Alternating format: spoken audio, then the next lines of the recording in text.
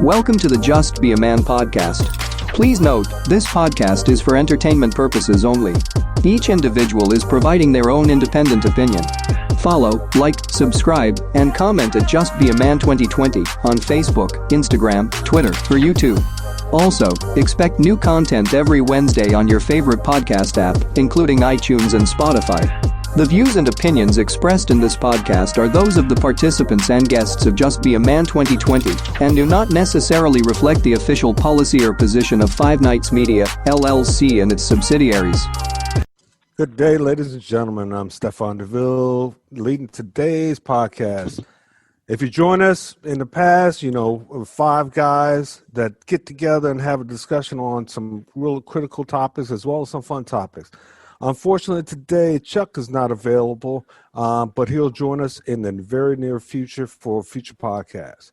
Anyway, today's podcast, we wanted to discuss historically black colleges and universities. They've been around since the mid-1800s and have been a critical portion of learning or higher learning for African-American students. So we wanted to have a discussion on HBCUs, why did you attend the HBCU, and are they still relevant? And we'll go from there. So, Mike, why did you attend the HBCU? I decided to attend the HBCU, I guess during the, what was it? The college fair. Mm-hmm. College fair, something like that. And we had upperclassmen that were going to attend. So I heard it through word of mouth, the college fair. Some alumni from Morgan were at the school talking about it. And I just decided that that's where I wanted to go. I wanted to get out of New Haven. So if I was going to go somewhere, I was going to go somewhere where there were actually people from New Haven that were down there. So if I did go somewhere, it wouldn't be like a complete stranger. I would be able to make at least a minimal contact with people, after I left New Haven. Okay. Were you surrounded by HBCU graduates in New Haven? No. Growing up? No, not where I was from. Okay. I think there were more people in town who were a part of the process, who had, dual household parents and their parents, majority of their parents had attended, or at least the father or the mother had attended college or whatever.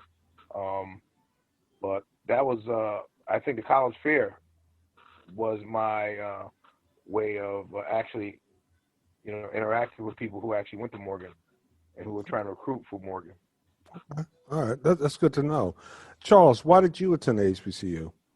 Well, let me tell you, I almost didn't have a choice but to attend an HBCU. I am a legacy. My father attended Florida A&M University. And matter of fact, he was there back in the 60s when I was born. I was born to very young parents. My father at the time when I was conceived was 19 years old.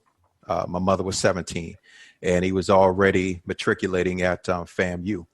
So at one point in time, believe it or not, I was actually, as an infant, living on a portion of the campus at Florida A&M University.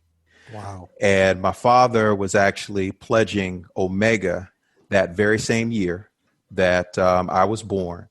And after he became, big time in a frat, there was a time when some of the neos would be forced to, or the pledges or the lamps or what they used to call them back then, were forced to come over and actually change my diapers. So I had absolutely my exposure was more than your typical child. And then growing up, I was, would go back to the homecoming games with my father, with my parents. We would go to the Battle of the Bands. And it wasn't just Florida A&M University. We would go to and have different experiences throughout the country at HBCUs. So for me, again, it wasn't a choice. It was something that I was exposed to at a very early age. So when I began to get into that decision-making process about where I would attend college, it wasn't a matter of, if I was going to an HBCU, it was just which one. And my father was trying to give me the hard sell to go to FAMU, so much so that he had promised to pay my entire tuition if I decided to go to FAMU. And I did not. I sort of bucked, the system. I ended up at Morgan with you guys.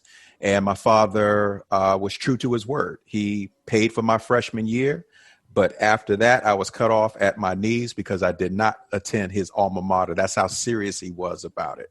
So that was my, decision-making process and, how I ended up at a HBCU. All right. Wow. So you definitely are a legacy baby, literally on the yard. No doubt. Absolutely. Yeah. Wow. Hey, Wayne, why did you attend the HBCU? Well, I think it was kind of easy for me. I grew up, and where I grew up, I attended all white schools like my whole life. And so through graduation. So when it got time for that 11th, 12th grade, and I knew I was going to that next level of college and everything, I only applied to black schools. That's it, 100% black schools. And so, funny story, there was a number of schools that I applied to, and I actually got accepted to a couple, believe that or not. But the reason I chose Morgan out of all of them was that it was actually the closest one to home. Most of the schools I was looking at were in North Carolina, Fayetteville State, Elizabeth City State, and a bunch of schools in North Carolina. But at the last minute, I got into Morgan. I think that was the last school I got into, and it just happened to be the closest to home. It just seemed a little bit easier. So that's how I ended up there. But I didn't have, unlike Charles, I didn't have a lot of legacy. I didn't have a lot of people who went to college in my family that went to a HBCU. The people in my family that attended schools, they're like community colleges, local stuff around in the area. And I mean, I think there's a few in the family that went to 4-year schools, but they were not black schools. So the other thing that becomes apparent is that the whole fraternity sorority thing, that was all foreign to me. I knew nothing about that until I was on campus. Interesting. Actually Lincoln University and Cheney University are closer. Didn't apply there. Got it. and we're happy that you didn't. It was, because now we have this bond. We're doing this podcast just based on this university right here. Trying to tell you. Well, I tell you why. Go ahead, Mike. Well, it's funny you mentioned Cheney because that's one of the first HBCUs. Correct. It was established back in 1837. That is correct. So Wayne, you could have been at least 5 feet closer to home. Yeah. So let me tell you something else, right? The other reason that I selected Morgan over some of the other schools is that on the description, it was an urban campus. And so to me, I thought that would be like NYU, right? That's what I thought an urban campus would look like. But all those other places you mentioned, they're in the woods, man. This is true. Definitely the ones in Pennsylvania in the woods. Did you visit Morgan before you? Never. Really? Never. Wow. No. Okay. No, didn't have the opportunity. I just I applied for all these schools, and my first day was going to be on whichever campus accepted me. So. Well, I tell you, my story is unique because I'm a Morgan State legacy. So I attended Morgan State in 75, 76, 77 when my mother would go back for homecomings. And so I was exposed to Morgan State University, as a young guy or a young kid. And, the majority of my family, matter of fact, all my family back in the 50s and 60s, when they were going to college, they had no other choice but to go to HBCU. There was not an opportunity to go to University of Maryland or University of Virginia. That just didn't happen. You weren't welcome there. So it was a matter of, you go where you're celebrated, not tolerated. It was an easy decision. And Morgan State was the only university I applied to. Yes, I have relatives that went to University of Maryland, Eastern Shore. Some went to St. Paul's College down in Lawrenceville, Virginia, which is now closed in 2013. But my mind was made up that Morgan State was where I wanted to go, and that was the HBCU that accepted me. Thank God they accepted me because my SAT scores weren't the best. But you said we wasn't going to talk about SAT scores on this call. Yeah, I know, but let's call a spade a spade. Some people can test well, and some people can excel in other ways. And Morgan State let me in with poor scores, and I was successful and made it through. So, that's something that you might not experience at another predominant white institution. So. Now, Mike, do you believe that HBCUs are still relevant to this day? And where I'm going with that is, now that we're open to go to other schools, are HBCUs still relevant for the African American student or any student whatsoever? I think that HBCUs are relevant. I think that a lot of people now with social media are doing their research. I don't think too many kids are going to go to a school who is their funding is not where it needs to be, and they're not going to get the resources that they're going to have. If I see a school HBCU that says that during the coronavirus they weren't technically set up for something like this, I wouldn't send my school to wouldn't send my son or daughter to a school that's not ready. And what I would say is I would actually do the research, because a lot of things are happening in regards to funding, alumni funding, on all these different things. Those are some of the bigger issues when you verse a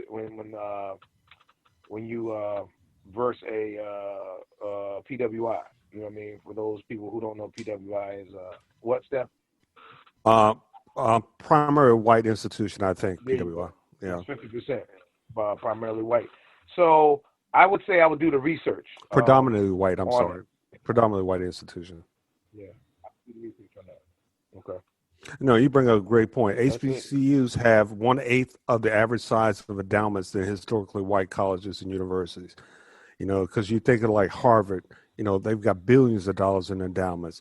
I'm sure our schools just don't, but somehow we're successful. Okay. What do you think, Charles? Do you think HBCUs are still relevant? Oh, absolutely. And, this discussion is extremely timely because my daughter is actually going through the college application process right now as we speak. And we are definitely steering her more towards an HBCU. That's right. Your wife is an HBCU graduate, right? Absolutely. But the decision is ultimately our daughter's to make, but we're definitely steering her in that direction. Now, I personally, even though I graduated from an HBCU, you all know my story. I was at Morgan State University. I left after my freshman year again because my father wasn't going to pay for it anymore. So I was on my own to pay my way through college. So initially, I went to a community college and picked up an associate's degree. Now, while I was doing that, I was also taking college courses at the University of Maryland, College Park, which is a predominantly white institution. And I was doing that to sort of make up for some of the credits that I was going to lose transferring to another HBCU.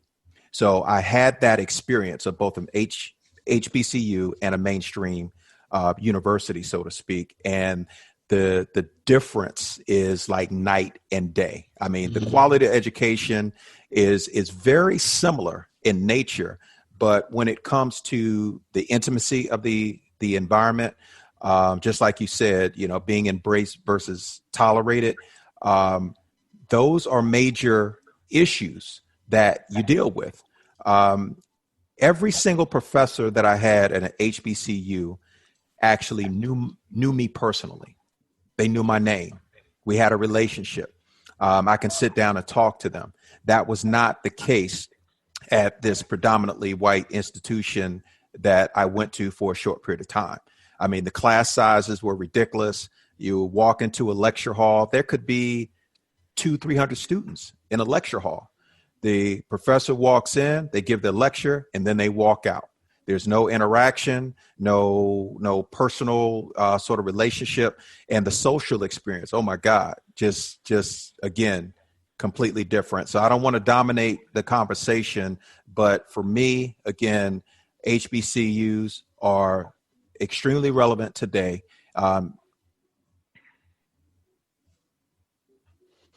And things of that nature, even more so now than ever before. Okay, well, I appreciate it, Charles. So, Wayne, do you still believe that HBCUs are relevant?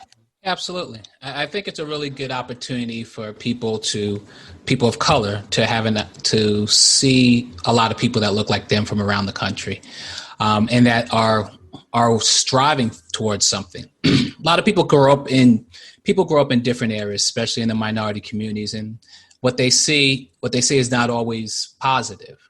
But if you get on a campus, a Morgan State University, I think when we were there, they're doing something like 5,000 undergrad, something like that. So it's just a lot of people in one space that are all furthering their education. Well, most of them. But you know what I'm saying? So what I'm saying is it's a good experience. So as opposed to being that one person who's trying to do something in a neighborhood, now you're seeing a lot of people who are trying to go in the right direction. Now you also saw that a lot of the instructors, kind of like what Charles said, it was definitely a different environment. I think a lot of the instructors were preparing you for the future. They were, so even though you may not have had a Black Studies class per se, every class was a Black Studies class, right? So it's kind of preparing you to be ready for what's out there. So Steph, you and I were in the business school at Morgan. So there's a lot of stuff that we learned from business law to accounting, to production management, all that craziness. And we got a little different spin on it, right? Because it was saying, this is what you got to do. This is what you can't do. This is how you can compete. So yeah, definitely relevant. I think that there's a lot of people who would do themselves a disservice not going to that environment. Even if they don't choose to stay there or graduate from there, the experience would be like night and day. Now, unlike Charles, I never had an opportunity to go to a predominantly white college, but I can imagine it's got to be a different experience. So yeah, definitely still relevant. I think it's a great first step for any student that is from the minority area, and I think they'll get a lot out of it. Tucker, as you're talking and we're talking about our business experience, I just finished my master's in MBA at Embry-Riddle. It was online, so I never had personal interaction with the instructor beyond something that I typed. But I still remember Miss Ricks, Dr. Gatewood, Dr. Fletcher. Who was our economics instructor? Dr. Carango. No, that was statistics. Carango is statistics. No, okay. Well, but it's just one of those, and especially Dr. Alfred. When he would go on his rants. And those are the things that I'm sure you can't experience at a PWI because you didn't get personal with them. They didn't know you at a PWI, but at a HBCU, 30 years later, I still remember these doctors' names or the professors' names because it became personal. Oh yeah, I really talked to them a lot. I was negotiating better grades, man. I had issues. Yeah, I talked to all my teachers. Yeah, well, absolutely, and especially Dr. Fletcher and Dr. Gatewood. God bless America. Go ahead, Charles. Yeah, I mean, the other thing I would say, Stefan, I know we're talking about the HBCU experience, but I don't want to necessarily suggest to the audience that the PWIs don't have something positive to offer. Right. Because they do. And again, I experienced it. For those of you that are into the sort of big college experience, there's top-notch facilities at some of these campuses. I'm talking upscale dorms and sophisticated class facilities and multiple computer labs and things of that nature. I mean, this campus, man, College Park, it was pimped out. But at the end of the day, I would trade every single one of those perks for what I experienced at an HBCU. It was completely and totally irreplaceable. Oh, I agree totally, Charles. Definitely. Well, I'll tell you why. Yeah, go ahead, Mike. Hey, who was the English teacher at Morgan? Who was the thing when we were there? The one that I failed twice. Hold on.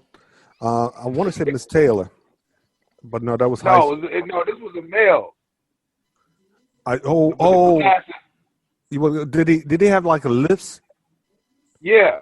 Yeah. And matter of fact, he got upset because I called it the River Thames, and it's the River Thames. I remember him because he pulled me aside and said, "Hey, man, you got to do better. You got to do a little better, and you got to focus." Of course, being away from home, I'm thinking about everything else, but Sure. I don't know what was going on. But he could tell, and the reason why I say that, he pulled me aside in the class. Hey, man, you good? You say you all over. You're looking at the walls or whatever. You're writing. You're scribbling. You're not. And he pulled me aside. So I'm saying, I think what Charles said. If you're in a big auditorium, nobody's gonna see that. That's correct. And he's saying, listen, you got to do better. You got to focus, whatever. If something's going on, if you want to talk about it, fine. But if not, you got to refocus yourself and be ready for tomorrow. And I said, okay, that's cool. I never forgot that, because he didn't have to say anything. And I think just for him being able to watch is going to show you that, that he's been through that type of stuff before. Sure. Absolutely. Well, I tell you, the reason why I believe HBCU are still relevant are part of the facts that are out there. HBCUs represent less than 3% of colleges and universities in the United States, but they enroll 12% of all African American students. HBCUs produce 23% of all African American graduates. HBCUs educate 50% of African American teachers and 40% of African American health professionals. 70% of African American dentists and physicians earn degrees at HBCUs. And just from my experience in the United States Army, the first thing you do when you meet a fellow black officer is say, "Hey, what school did you go to?" I mean, it's almost guaranteed we would do that. And part of that, not to size them up and say, "Oh, dang, you went to a PWI," but if you went to a South Carolina State, you went to a Virginia State, Norfolk State, Morgan State, Howard University, You automatically had that connection with exactly. We were fam. Right. Now we talk a mess about their schools and say, your football team sucks. Actually, they would tell that to us, but because Bowie State has just won a couple of championships recently, so they, no one can say it didn't. That's right. Speak on it. Yeah, but matter of fact, talk slower. Okay, Bowie State won additional championships recently. Okay, we're done with that, but still. It was one of those things that we can immediately bond and say, yeah, we've had the same HBCU type of experience. So my next question, Mike, would you promote HBCUs to your family and friends? I would promote it and give them an opportunity, but just due to the environment that they're in, their schools are primarily white, Caucasian. There's a sprinkle of Asian, Indonesian, all these different ethnicities that are going to the school, but it's primarily white. There has been no talk of HBCUs in here. I've mentioned it briefly to them, but to be honest with you, as far as their mother, their mother went to UConn. She went to a small college, Leslie College, and then she got her master's from UConn. So I would say that the biggest difference, I think, between what you guys deal with and what I deal with is that there's a lot more access and things are seen more down that area than up here for some reason. I don't know what it is. And as far as pushing it, I mention it, every now and then, whatever. But the thing about it is that they don't have any hide nor hair. So I'm looking, hopefully, this whole COVID thing, man, I'm just hoping it's over because I would love to take them for a trip to homecoming. Sure. I would love for them to go down to a homecoming and see, and see what it's all about, because I knew there was a culture shock even for my daughter. When we went to New Haven, I don't know if I tell you guys this story, we went to go see Xavier at an after-school program for dads. It was a father and son after-school program where fathers come and hang out with their kids. I mean, they brought out video games, they had basketball, they had everything. And Rosie's sitting on my daughter Rosie's sitting on the bleachers, and she's looking around, and she's looking. I'm like, did she lose something? And I was like, baby, you okay? I said, what's wrong? She said, Daddy, where's the white people? Ah. I said, what? Yeah, I believe that. What you say? And then listen, I was going to laugh at first. I was like, what? And now I took it serious. I'm like, wow. But that's going to show you that the environment that she's in, that's what she knows. And the thing about it is, I think that her interaction, I've been pushing her to interact more with her, not only just her normal peers, but with other people. Don't, people that don't necessarily have to, that don't have to not look like you. Maybe some people that do look like you. So it's almost a reverse up here. I don't know if you guys understand what I'm saying. It's like, the reverse where you're automatically with, incorporated, with, the same ethnicity, and then up here it's like totally different. You assimilate in and you don't even realize it, that it's happening. And I see that going on, and it's kind of, it's kind of crazy. I don't know if you guys understand what I'm saying. It's like they're so used to it. Yeah. Yeah, but I think, again, I mean, that makes sense, right? You're a product of your environment. It's what you're used to seeing, right? That's So right. it's not. It may feel a little bit strange, but if whatever grade she's in, all those years, that's what she saw. Right, but that's not what I'm used to. But the thing about it is that it's not about me anymore. It's about their foundation and what they do. But I try to trust me. I try to keep it real. Don't get me wrong. The Killer Mike is at the table. Every now and then, if I get a Killer Mike moment, I'm hitting them with it. And everybody usually try to scatter when I start talking, but I make sure I throw it in at the dinner table. There's always some moments. There's always some movement or something going on, letting them know that this whole little world you got right here is not all about you. There's the bigger world out there, and you need to get ready for it.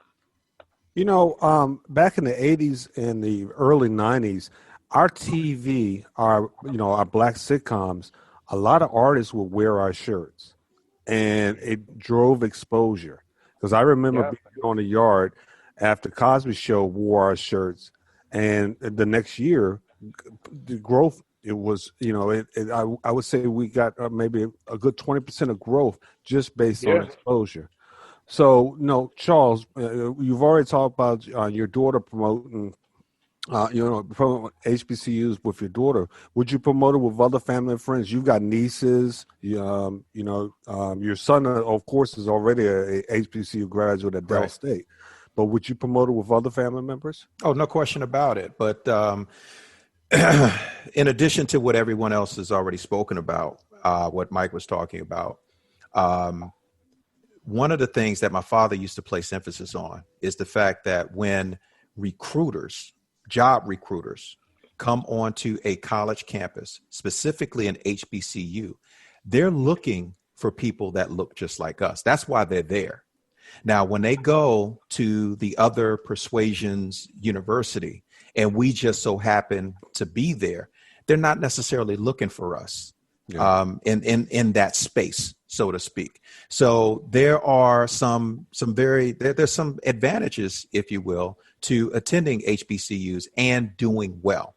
There's the ability to really heighten yourself as far as the social experience, as far as, lasting friendships, which, of course, we all have. There's a very strong alumni network that exists. And not to mention Greek life. Greek life is just off the chain at HBCUs.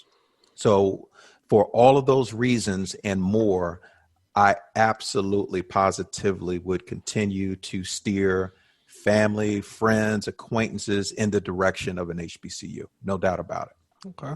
And also you, Tucker, would you promote an HBCU to your family and friends? Absolutely. So when my daughter graduated high school, she ended up going to Bowie State, although she was able to get a scholarship to Bowie State, but she also was offered a scholarship to Morgan. But I guess since I was connected to Morgan, she was having no parts of that, I guess. But yeah, absolutely. I think it's a great idea to expose yourself. I think I said earlier that even if you go for a year or two, it's still something that you're not going to see anywhere else. I said earlier that when I got on campus, it was the first time I got any exposure to the fraternity, sorority, that whole thing. And, we get there in late August kind of time frame. And right on quickly after that, we have homecoming. So we're sitting there in our Cummings Hall, right in the middle of everything. Yes, sir. Right in the middle of everything. And you're seeing these bricks being built. And I'm like, what the hell are they doing? And so all this stuff that's going on. And then when homecoming comes, that's a family reunion on 10. Right. And so it was just bananas. And I was like, yo, it's crazy. And you see all these old heads coming from way back. It's like a big fun time. I mean, I know everybody there was broke I mean, all the students was broke, but it was like a big ass party to me. So yeah. It's something that you can't really replicate anywhere. I mean, I know when we talk about some of these big college programs where they have 100,000 seats in their stadiums and all that stuff. Yeah, that's their football is a little bit different, but it's the social aspect of it, right? It's real social. You know how we do. Not to mention the HBCU bands, brother. So okay, yeah. Let's talk about that real quick. So the years that we were at Morgan, if I remember, for those 4 years, I think we 4.5, 5. Okay, go ahead. You had to say all that, but anyway, in those times, I think the Morgan football team won twice, and we would go to the games for the bands. For Morgan's band was nice, but even the bands that the schools was playing against, and that was the show. Everybody was there for halftime, and they got it in. So yeah, that's another thing you got to see. You got to see up close. Drumline ain't enough. You got to see it up close. And you bring up the visiting bands. Behold the green and gold. When Norfolk State Spartans came up to Morgan State, their band just rocked. And it's like, oh, God bless America. And, I'm so embarrassed, but damn it, I'm still Morgan pride. But damn, Norfolk State looked good. Yeah. So, go ahead. Except with all that late night playing, remember trying to get to sleep and it's like, what? It's like 11 o'clock at night. You're like, dude, they still get the music yet? They get to his part. Like, yeah. Yo, man, we ain't gonna win. We ain't gonna win. We ain't Well, it was just, but that was the funny stuff though. Be able to try to go to sleep with all that going on. Yeah. And everything. Everybody running around outside. The Persian rifles, the cues. Everybody doing their little pledging late night. We try to get rest and whatever. It was good stuff, but that was the stuff you got used to. That was the fun stuff, yeah. And I also remember C5 Do or Die. That was our go-to. I don't know if y'all remember that. How can we forget, man? Come on now. Yeah. Had our own third floor fraternity in Cummings Hall. We almost got dusted up for that one. Like, who you belong to? C5? Like, ain't no damn C5. I'm like, yes, it is. Yo, I want to say one thing real quick, and that is Charles brought up the things about the facilities, how at the major campuses they got all the state of the art stuff. We was right next to a busted ass gym, and that's what we had to play basketball, and that's where the pool was, and that's where all the other stuff was, and we wasn't even allowed to go all the way down to the field house, so they run us out of there. But I'm just saying that our facilities were subpar. They definitely were. And I think it took till our senior year for them to get finished with it. Well, no. Hurt Gym was not finished until Key went back to school in 2004. The Hurt Gym was right next to Cummings Hall, and that's where the pool was. I know. It took them a good 16 years to fix that. Well, there were parts that were better than when we first got there. How about that? They was improving it. But, yeah, it was tough. Yeah. Well, no question about it. I would promote HBCUs to my family and friends. I'm a second generation Morganite, and I have a niece that is attending right now. So she's a third generation, or she will be a third generation Morganite once she completes her studies. I just think it's important that we give our kids an opportunity, like Charles said, to be exposed. It does not mean that you have to stay there, but just the exposure and just the camaraderie. I mean, you look at, I've got other relatives that have attended an HBCU and then went on to a PWI because their major wasn't available at the HBCU, but at least they got their grounds. So on that, Mike, and since you bring up C5, give us real quick one of your fondest memories at your HBCU. I think the camaraderie, man. I think I missed the most was when we used to, besides the fights, that's not important, Charles and Wayne. I think, remember the nights we used to be in the hall, both sides of the hall, everybody sitting down, and we just talking about nothing, but everybody having their own little conversations, whatever. And then I think there was one particular night that our boy Foots fell asleep, and we wrapped him in toilet paper. I got a picture of that. Yo, that was good stuff. I mean, not so much wrapping him in toilet paper, but we used to look forward to those nights where we didn't have nothing, but we had each other, and we just sit in the hallway, listen to music. I mean, it was crazy because you had somebody down the hall listening to go-go, but somebody 2 doors down had their little rap music on, but we were still able to get along and converse with each other.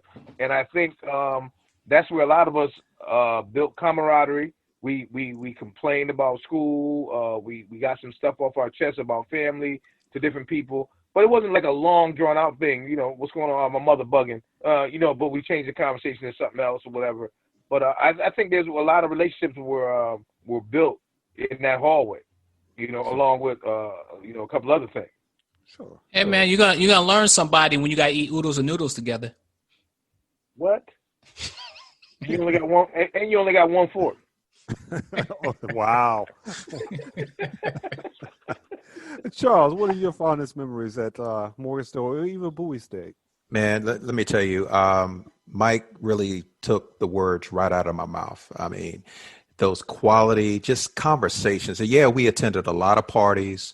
There was a lot of activity. We even played football on the weekends and stuff like that. In the snow. Yes, in the snow. We played poker. I mean, we had, pranks on each other and all that type of stuff. But when I think back at the dynamic that we established, especially the 4 of us on that campus, and how we became lifelong friends in the course of 2 semesters, to me is still amazing. I mean, we've been together in each other's weddings, supported each other through divorce. I mean, the whole 9 yards.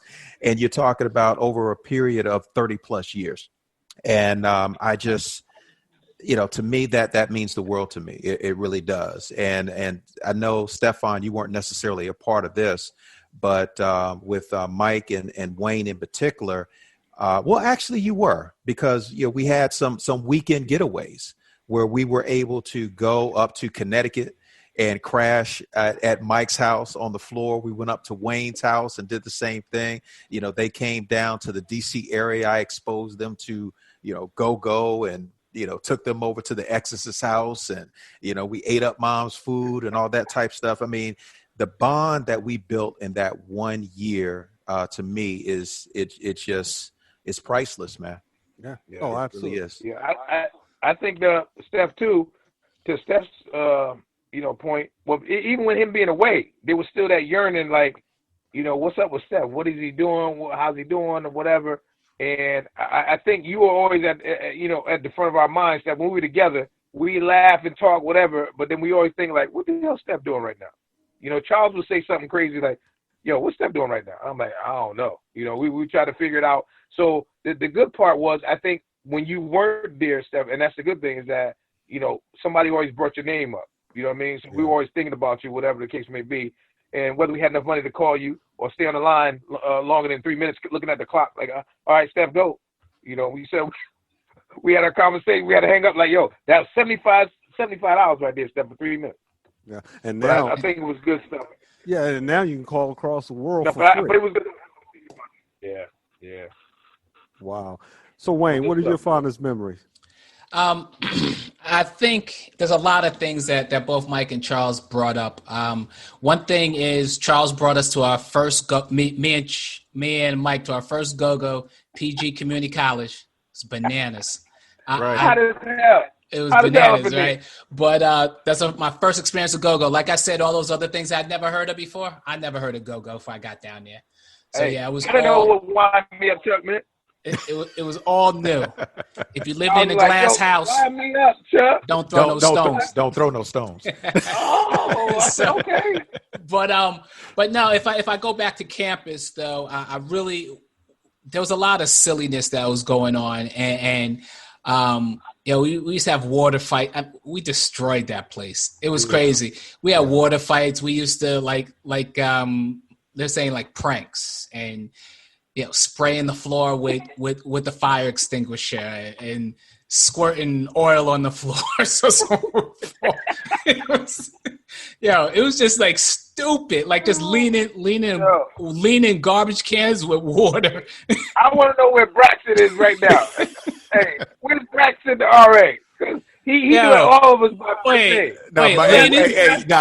Mike. Wait. I mean, Wayne, you got to finish that story, man. Wait. So leaning garbage cans with water on it on somebody's door and knocking on it and letting that garbage fall in on them. Wet garbage. I don't know what you're talking about, man. I don't know what you're talking about. That was hilarious. But that stuff's fun, and you can't you can't you remember that stuff forever. And the other thing I was gonna say, Mike made that comment about wrapping the dude up in a toilet paper because he fell asleep. Yeah, our dumbasses didn't realize this dude had narcolepsy, and we just clowning him. Dumbasses. So, Dead wrong. We ain't know what the hell he's doing. But I'm just. Took a picture. I got a picture of that. Oh, okay. I got a picture. But yeah, it's crazy, man. I got him. I got him with the toilet paper. But yeah, man, it's definitely a lot of memorable things. I mean, I'm coming to tears right now trying to stop from laughing about some of this dumb stuff we were doing. But yeah, you can't. Those are the memories you can't never forget. Yeah, absolutely. My fondest memories, of course, the stupid stuff we did in the hallway. Now, I was on the second floor. I would come upstairs to engage in stupid stuff. But, I still remember that football game. We decided to go out. It was about 6 inches of snow, and we decided to play football. Yeah. Man, I was so cold, but having so much fun at the same time. And this was straight tackle football. There was no two-hand touch. Oh, no. Brothers not back then, bro. No. Brothers were crushing each other. And somehow nobody got hurt. Probably because we were cold. Because nobody was trying to hurt nobody, but we was hitting each other. Nah, I think Steph's right. I think everybody was numb. couldn't feel the broken bones. Yeah. But, this segues into my next question. Why should black athletes attend an HBCU? As an example, Steve McNair, Alcorn State, Jerry Rice, Mississippi Valley State, Doug Williams, Grambling. They were found. They were successful. They were Hall of Famers, except I'm not sure if Steve McNair was, but, he had a Hall of Fame type career. You even have current players that are opting out of going to a PWI and going to Morgan State University, going to Howard, and making it known why. A lot of it deals with the Black Matters movement. Kids are seeing that, hey, I'm not valued. I'm just a statistic at LSU. Yes, I can play football, and yes, they have top-of-the-line facilities.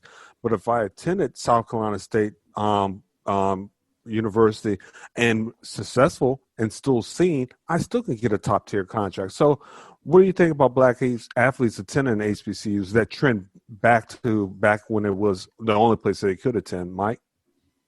Well, I think their abilities spoke for themselves.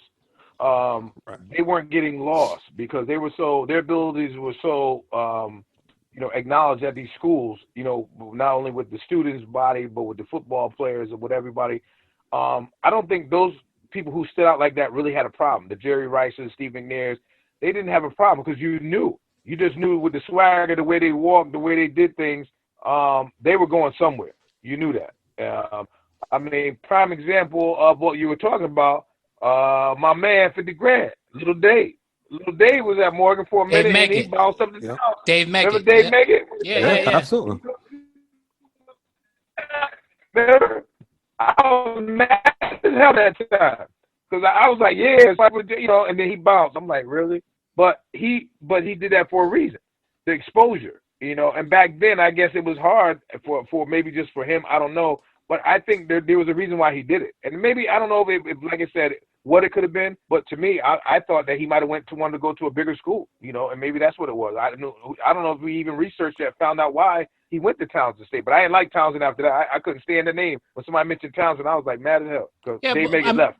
But the reality is he made it to the league, right? So that seems to be a smart move then, because that's what he's trying to get to. You're right. No, I got you. And he followed Parcells around. Wherever Parcells was, that's where Dave Meggett went. Yeah. And that's another thing why I love smart. Parcells. You know what I mean? What? Yeah. Absolutely. So, I'm sorry, Charles, what do you think about black athletes reversing and now attending HBCUs? I think it's a wonderful thing. I think the trend should continue. I mean, think about it. Teams like Alabama, for example, big time college program, they might have 100 football players on that team easily. Okay. And some of them are highly talented, but they're sitting on the bench. Yeah. So if they have the opportunity to showcase their skills more so at a HBCU, then why not? We're also in the information age. We're in the age and time where there are YouTube videos. There's all this exposure over the internet. So if you are a highly skilled individual, you will get found out. I mean, I knew about Zion when he was in high school in Spartanburg, South Carolina. Okay, so if I can know about him, then certainly I can know about someone attending an HBCU. So yeah, I think the opportunity is big. I suggest that folks take full advantage of it. But and also the other thing that we have to keep in mind that I believe the last stat I saw was less than 2% of college athletes even make it to the pros overall. Correct. Sounds right. Sounds right. Yeah. So, with the numbers being so low, you might as well go somewhere where you can maximize your exposure. Sure. And if you're able to start at an Alabama or something like that, then absolutely go for it because you're going to be on national television every single week. But if you're like second or third string, then you absolutely should consider some of these other programs where you can showcase your talents. So what do you think about it, Tucker, as our time is starting to wind down? Yeah, I'll be quick about it. When you was naming off all those people who went to HBCUs and made it to the league, I ain't hear you say Marvin Webster. No question about it. Morgan Webster. State made it to the Knicks. Leroy Kelly. Yeah. So anyway, I digress. But seriously, I think that as Charles mentioned about the information, the information age is real important because if Zion would have went to Bowie State, guess what? The media was following. So it doesn't matter if you're McDonald's first team McDonald's All-Star, it's a done. It's a done deal, right? So it's a matter of you're that good. You could go to community college; they following you. ESPN will be there. ESPN will be there. So I'm just saying, I think it would be great for them to do that. I think the HBCUs could use HBCUs can use the exposure, the revenue, all that good stuff, and it would just help a lot of them. So I think it's a great thing. I know there's a trend going that way. I think basketball, it makes a lot more sense. I think football's a little bit harder because you can't really control a whole team being, that one player, but still, I think it's a great opportunity. Okay, well, look, hey, we're going to wrap up our HBCU portion, and we're going to do something that we haven't done in a while, which is called Drop the Mic. But first, I'd like to thank the gentleman on the panel for this discussion on HBCUs because it was very enlightening. So with that being said, and go ahead, Wayne. You wanted to say something? No, go ahead. Okay.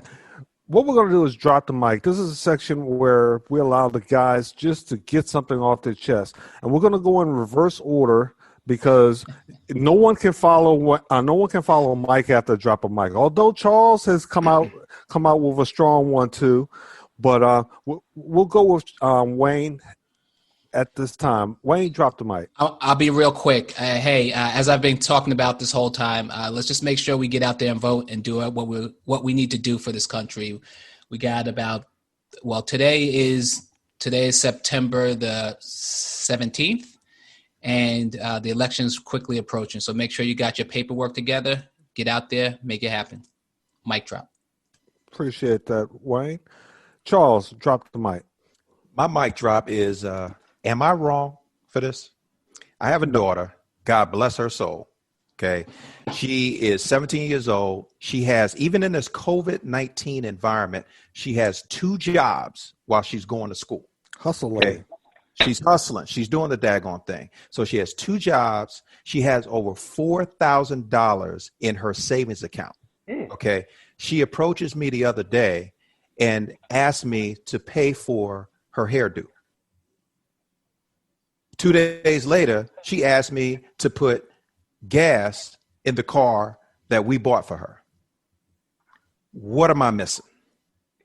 Help me understand. She's a very intelligent young lady. She already knows how to use other people's money. There you go. And that's a book. Using other people's money. You know that's a book.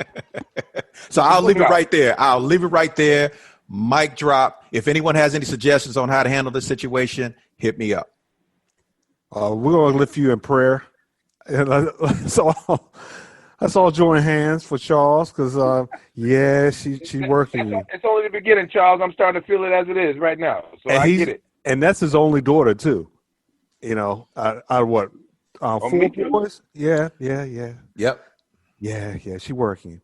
All right. Well, look, before I turn this over to Mike, because it's probably going to be another epic mic drop. I hope so. My mic drop is easy. It's starting to get cold.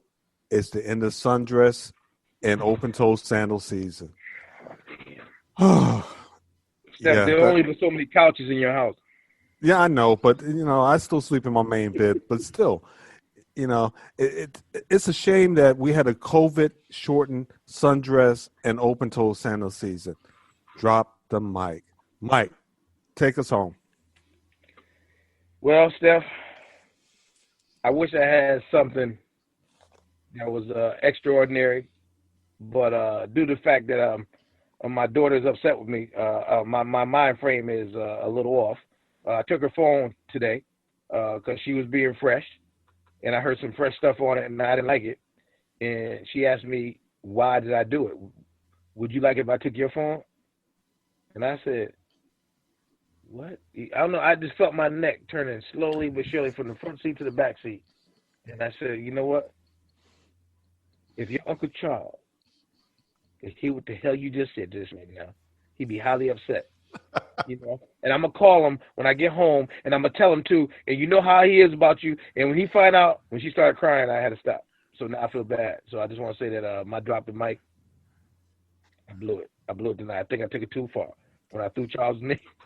When I threw Charles' name up in there, that I'm going to tell Uncle Charles that she was being fresh with your phone, and it's that because she loved, and listen, she looked highly to Charles. When Charles talked to her, whatever, she changed her whole demeanor. So I'll have to say that my drop the mic is no win. To say win. Mic drop. Oh my! But hey, sometimes you got to pull out other techniques to address the situation. So yes, so Charles gonna be on the phone after this podcast. Oh, I will. I'm calling right now. Trust me. She'll give you. No, she don't have her phone. I mean, we don't talk about it. Is this thing still on? Yeah, it is still on. Oh yeah. We'll talk about that later, child. Got it. Well, ladies and gentlemen, this concludes our time today. If you'd like to follow our journey or our podcast, you can find us on Facebook, Twitter, Instagram, or any of your podcast services, specifically Apple. In our name, of course, is Just Be a Man 2020. Leave us a comment, suggestion, or request a future topic. We sign off with peace, understanding, and blessing for an outstanding rest of your day. Goodbye. Deuces. Thanks for joining us this week on the Just Be a Man podcast. Be sure to check us out on social media at Facebook, Instagram, and Twitter, or YouTube, where you can follow, like, subscribe, and comment at Just Be a Man 2020. We will love to receive your feedback. Also, if there is a topic you would like us to discuss, please leave it in the comments. Remember to tune in next Wednesday for more meaningful discussion. Until then, we wish you peace and blessings. The views and opinions expressed in this podcast are those of the participants and guests of Just Be a Man 2020 and do not necessarily reflect the official policy or position of Five Nights Media, LLC and its subsidiaries.